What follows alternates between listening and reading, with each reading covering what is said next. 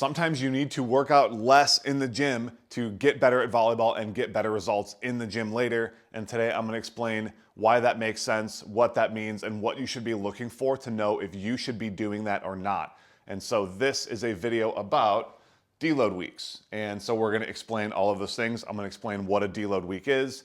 I'm going to explain these 5 symptoms you need to look out for to know if you need a deload week. And then I'm going to explain the exact process we use with our volleyball clients to take them through this deload week so that they can recover and continue making progress. Before we get to that, my name is Greg. I'm also known as the Volleyball Strength Coach. And it is my mission to help change the lives of over 1 million volleyball players by teaching them how to properly use the weight room. Long story short, I run a company. We train volleyball players online, but we primarily train adult, semi-pro, and recreational players. So we don't train high school kids, we don't train college kids. We work with some pros, but it's mostly working with that 25 and older age group to help them jump higher, hit harder, get out of pain, lose weight, build muscle, and just become overall better volleyball players. Been playing volleyball for over 20 years. Been working as a personal trainer or strength coach in some capacity for 15 years. We've trained over 1,000 volleyball players. We know what we're doing. We'll talk more about that later. So first things first, what is a deload week? A deload week is basically a period of time where you are recovering from all of the hard work that you've been putting in the weight room and playing volleyball. And so what happens is you can't just continue to work hard and work hard and work hard and progressively overload and do more and more and more and more and expect to continue making progress, because eventually your body just cannot keep up any longer and you need to actually rest and recover and give your body a chance to come back up to a baseline. So what happens is, we work and we work and we start to see results start to increase, fatigue starts to increase, then results start to decline. Then we take a rest, our body comes back up, and our progress starts to increase again from there. It's called supercompensation.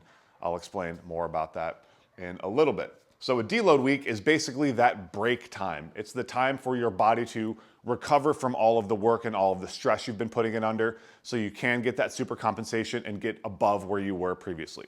So it's just a break in your training. I'll explain the entire process we go through to do that because there's a few different steps to this, and I'm gonna do that last. But first things first, this is the reason I wanted to make this video, is because I've been having this conversation with clients of how do you know when you need a deload week? Like what's to look out for? Is it just pre-scheduled? Is it, how do we know? And I used to do it where it was like a pre-scheduled thing. So you do 3 hard weeks of training, 1 week of deload, 3 hard weeks of training, 1 week of deload. And I think for some people that works really well. I think that works well for maybe higher level athletes. But if someone's just starting training, they've never worked out before, they don't need a break after 3 weeks. They've barely started doing anything. So these are the 5 things you need to be looking out for to know if you need a deload week. And I would say if you're experiencing 2 or 3 of these at the same time or more, but at least 2, start to kind of pay attention to the other ones. If you have 3, you probably need a deload week. If you have more than that, for sure take a deload week, and maybe the second step, which we'll talk about at the end. So these are not in order of importance, but they're just different things to look out for. So if you're starting to get sick, that can kind of be a sign. I'm filming this in October, so it's November. I'm filming this in November, so people are starting to get sick. That alone by itself, not a big deal, but something to keep an eye on. If you're having trouble with your sleep, so if you notice you're waking up at night, harder time falling asleep, not waking up rested, you feel like you're not really recovering super well from your workouts or from volleyball, and it is negatively affecting your sleep, that's another thing to look out for as well. And one of these things at a time, not a big deal. As you start to get multiple, that's what we're looking for.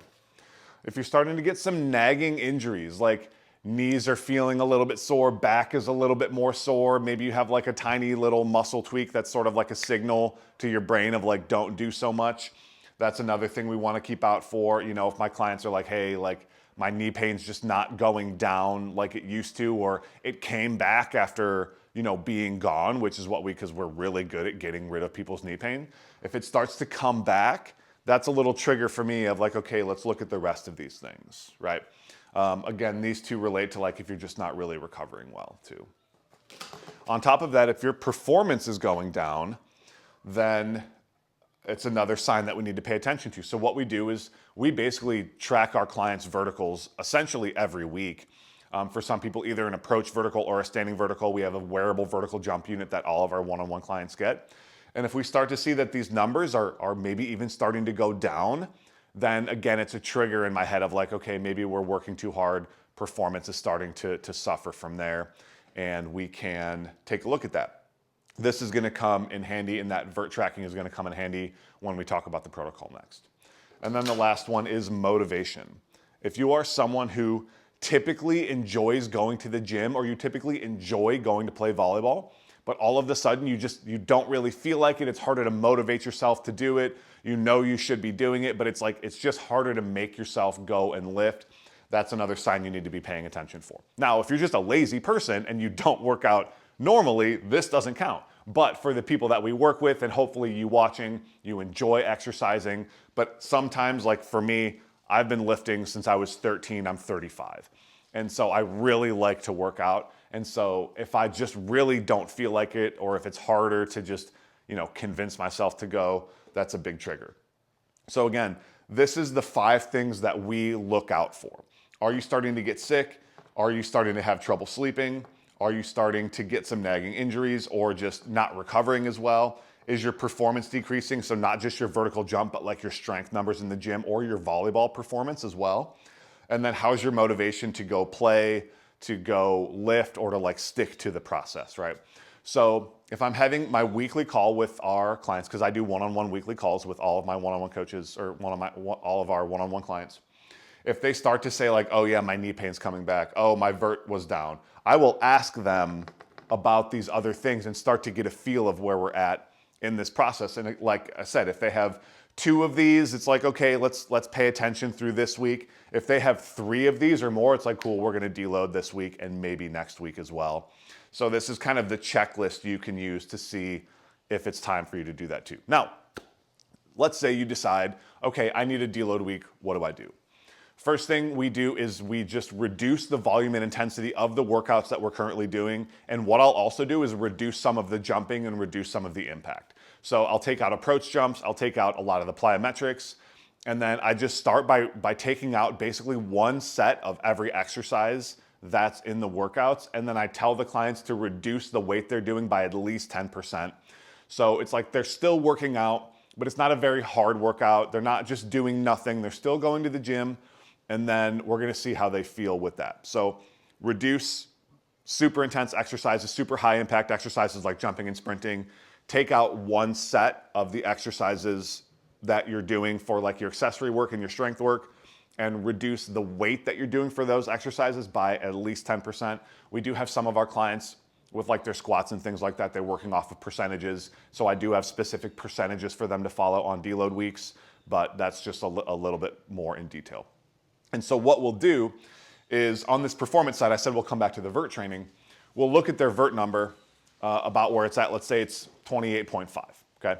And then after they do the deload week, we're gonna test their vert again. And we are gonna see, did their vert go up? Did it stay the same, or did it go down? And if it went up, cool, we're probably pretty well recovered. We could resume normal training. But what we started to notice is that after a week or so, like the number wouldn't go up. It would either go down or it would stay the same. And I'm like, oh man, the deload week didn't work. Like now what do we do? But then we would wait like 2 or 3 more days and they're like, hey, now I feel great, right? So sometimes it just takes a little bit more time, more than just a week. Like our bodies aren't that, we're humans. Like we're not machines. It's not like, oh, we had 7 days of rest. Now it's time to get back to work, right? Like sometimes it just takes more depending on the situation, depending on the recovery. So what we do now is we test their vert after the deload week. If it stays the same or has gone down, then we do what's called an unload week, where we basically just don't do anything. We can do like some mobility, we can do a little bit of body weight stuff, have them go for a walk, but we're gonna reduce their volleyball volume for that week, or just tell them essentially to try less. But ideally like no volleyball for that week, no real gym, no real heavy lifting.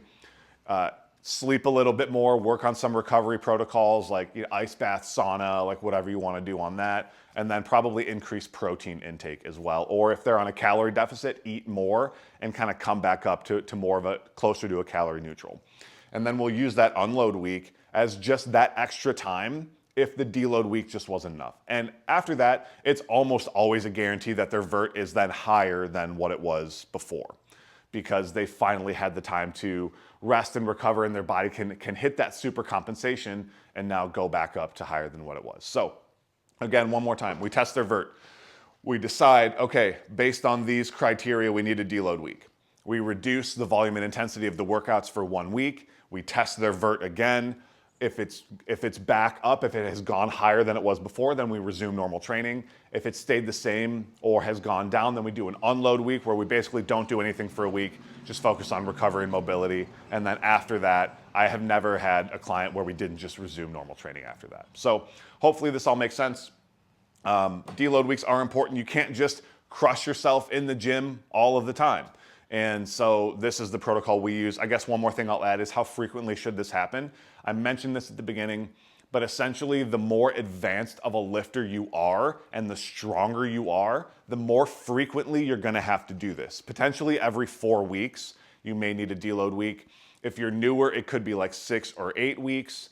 But it's usually somewhere between that 4 to 6 time range, maybe that 4 to 8 week time range. It just depends on how hard you train, how strong you are, how much volleyball you play. And that's why we have these criteria, because it's not a fixed thing that's always gonna be the same for everybody every time.